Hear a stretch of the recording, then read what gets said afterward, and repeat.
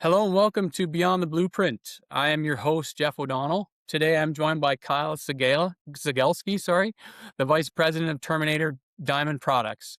Operating a massive global footprint with manufacturing across Korea and Italy, Terminator is an industry giant in diamond tooling. Kyle, welcome to the show. Thank you for having me. You're very welcome. So Kyle, you served 5 years in the Marine Corps and spent nearly 2 decades on the stone fabrication floor, working your way up from a Sawyer to VP of operations before moving to the vendor side. How did that Correct. ground level floor experience shape your approach to sales leadership? Well, it's kind of been the hardened foundation, honestly, Jeff. It's one thing that's missing from our industry today on the vendor side of stone fabrication is knowledge. I've said this 1,000 times in my career. I'll say it 1,000 more. Stone fabrication, it seems very easy. One of my favorite phrases was from a prior superior of mine that he said, "We cut dimensionally shaped rock and put it on wooden boxes." But it's an Yeah, extremely deep pool of knowledge. It's a deep pool. So starting as a Sawyer, way back in 2002, 2003, it was one of those things where the transition to mid-level management, to running CNCs, inline machines, understanding inbound, outbound shipments, the stresses a fabrication facility goes through on a day-to-day basis, and the struggle to actually have a good, profitable business is the backbone of what I've tried to take into our sales team at Terminator Diamond. It's understand the stresses that people are going through on a daily yeah, basis and apply them, understand it, and help them through it. right. Yeah, no, that's a very good philosophy to carry. I can appreciate that for sure. So in May of 2023, Terminator entered a wild chapter. The founding family and entire executive team retired or resigned with just 30 days notice. You found yourself on a global strategy call with the board in Italy where it was dead silent and you stepped right into the breach. Take us through that moment for us. Yeah, that was a tough go. So I had been with Terminator Diamond about 4 years at that point. And honestly, for the first time in my career, I guess a little sidebar is I've always felt I was a great right hand to the leadership for understanding, what the ground crew is doing, whether it be in fabrication, manufacturing, even in Terminator. It's, the Midwest or upper Midwest where I live was our biggest market and was grown to be the biggest market in the 4 years that I was in sales. Hmm. And being faced with that dreaded phone call from our owner and founder saying that he's retiring and we have 30 days. Yeah. I and I Yeah. say that with all due respect to our Italian counterparts. I think all of us expected our strategy call to be just that, a strategy of how are we going to take this juggernaut of a company that was purchased, by the private equity years prior to the next step. Right. Who's our leadership? Where are we stepping up to? Where are we going? And I'll never forget that day that we're all on a Teams call and it was dead silent. And our Italian counterparts got on and said, "Okay, guys, what's the plan?" And everybody stared at the TV and we're like, what?" And it is kind of a standing joke. Love my wife dearly. She was actually behind the computer and coming from, many years of executive leadership within fabrication. I look across the TV or across the computer screen and she says, "Don't do it. Don't do it." Over and over, "Don't do it." And honestly, the big thing, Jeff, is like I said, why I bring up, the right hand versus the tip of the spear of the leadership role is Yeah. Terminator. Honestly, it kind of is in your blood. It's more of a cultural belonging than it is a position or a job. Right. I learned to absolutely love what I do. I love the people I work with. I love the strategy of how we're trying to make fabricators better. And I was not going to let it fail. Right. And I remember having conversations even with some of my coworkers at the time, and one of them, and if I can name drop, he still works for me. He's the head of our technology group. His name is Jason Brandt, and he calls me on the phone. He says, "Kyle, are you in?" I said, "I'm in if you're in." And we decided that day we're in. Nice. And I remember I asked several questions of our leader from Italy, and I said, are our people going to be paid?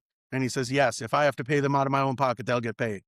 I said, Right. all right, well, what I want you guys to do is get off this call. I want you to go live your life as normal and continue. For our finance and our warehouse people, jobs normal, keep going.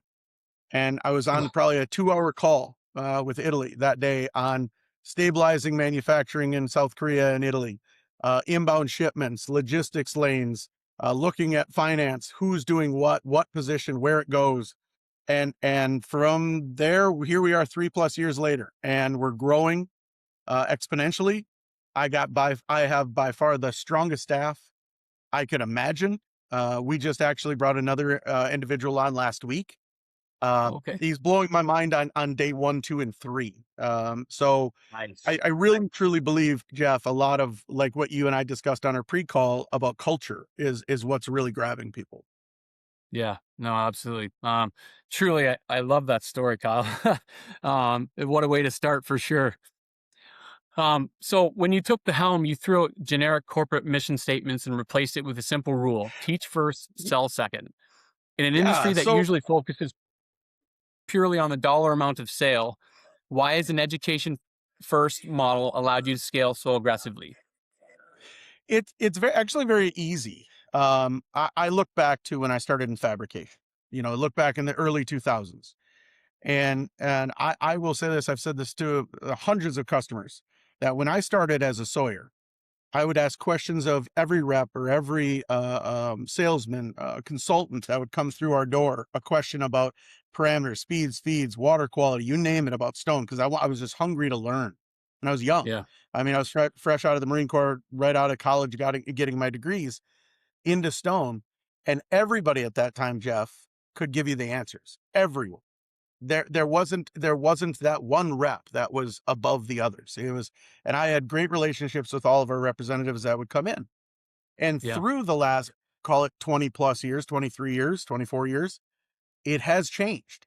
And really is not to make this, I don't want to make this podcast about Kyle. It's about Terminator Diamond and what we're doing and how we're reacting to, let's just say, a challenging global economy. Um, right. I will say this, that I looked at it as an opportunity with the team that we were developing to take a different step, to take a different avenue. Yes, everything Right. we do, I will not lie to one customer. It is about revenue. It is. We are trying to run a profitable business just like everyone else's. But Hmm. the one thing we can do different is we can help. And so, like you said, I took this, we sell good product at a good price at a fair market value and cutting edge customer service, as everyone has. Everyone has that in this industry, and Hmm. said, how do I simplify this? And what is the culture that I want to see with this team move forward? And that's why we chose teach first, sell second. Very nice. No, I love that philosophy. That's fantastic. So you've scaled Terminator from 2,000 active customers to over 10,800 today, managing a massive three-legged stool of 31 distributors, outside reps, and inside sales. Operationally, how do you maintain elite customer service and keep your team aligned across a global supply chain and a 7-hour time difference with your European equity group? Uh, this is going to be a lot longer than 15 minutes. I, I will say this, that I joke up front saying that every time we hit one of these challenges, I take it on with my team head first because I don't have enough gray hair in my beard. But I will say this, it's a very simplistic approach. It really is that through the Lean Six Sigma, as you and I were discussing earlier, is there's a common term called continuous improvement, a linear effect. And through my entire time in business in Lean Six Sigma, I've always looked at it and said that's not realistic. Is people can get better, companies can get stronger, you can grow in a market, but you're not going to grow on a linear level. You're not going to always be better than the exact point in time last year. It doesn't work that way. And Right. so, through working with professionals through my career, is the word continual improvement is very realistic. You take a step, you stabilize at that step, and you move forward to the next step. And that's exactly what Terminator Diamond or Continental Diamond Products has done in the last 3 years. And we are going to continue it through the next 30 is 9 until I hopefully retire. But I look at it this way, is that when I added inside sales 3 years ago, what I saw was this very large pool of customers, Jeff, that had no direct support. And if we were really going to take that teach first, sell second concept or culture to the next level, you had, thousands of customers that would call in orders to our headquarters or go on the internet to our website and order with zero support. So they were ordering old tech and things that maybe worked for them. The problem is if we offer a product that is better, faster, more efficient for them, less labor, why wouldn't we do that? So we Right. actually started our inside sales, and our head of inside sales, Eric, has 18 and a half years of fabrication experience. And Wow. he's guiding those inside salespeople. That's grown exponentially. The Hmm. distributor story, that leg of the stool, is a little bit different.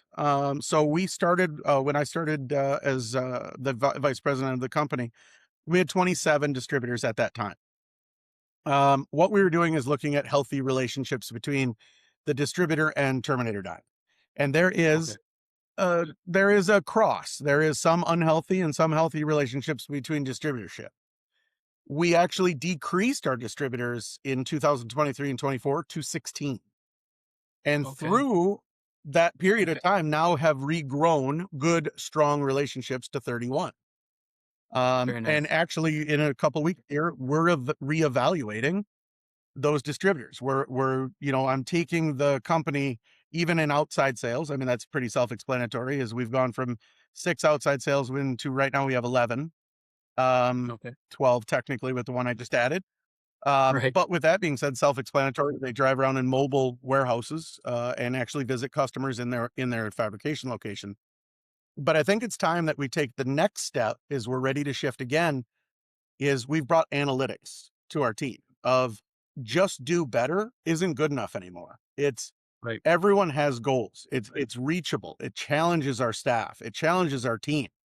And with that being said, now we're taking that relationship with our distributors to that level in 2026 and 2027 of Hmm. our expectations of their sponsoring group. Wow. No, that's impressive. Again, I wish we had longer to go through more of that, but um, next thing, you're, as you mentioned, you're a Lean Six Sigma expert, and you often talk about the difference, as you mentioned, between continuous improvement and continual incremental change. For the business owners listening today who are terrified of overextending their operations, what is the danger of chasing explosive growth too fast? That's a big one. So I'll cover something. So I compare Lean Six Sigma to Excel. Okay. Excel is a monster program. So it's a monster. It's a beast. It's a juggernaut. I always test this during interviews. So for any future employees that are going to be talking to Kyle, this is a give it to you free. There is no such thing as an Excel expert. There's no such thing of a Lean Six Sigma expert. There is always room to learn. So I challenge people when you start a Lean Six Sigma journey or advanced or based efficiency on visual cues. People always ask, Kyle, when is it going to be done? And the answer is never. You never finish that journey because you're always trying to make yourself better, stronger, more intellectual, more challenged of your team and everyone around you. So you never Right. really end. I think for the business owners, the best way I can explain it is know what you want as a vision. And I think this is one of the biggest things that it comes into clarity and then it gets cloudy through years of whether it be economic shift, employee loss or gain.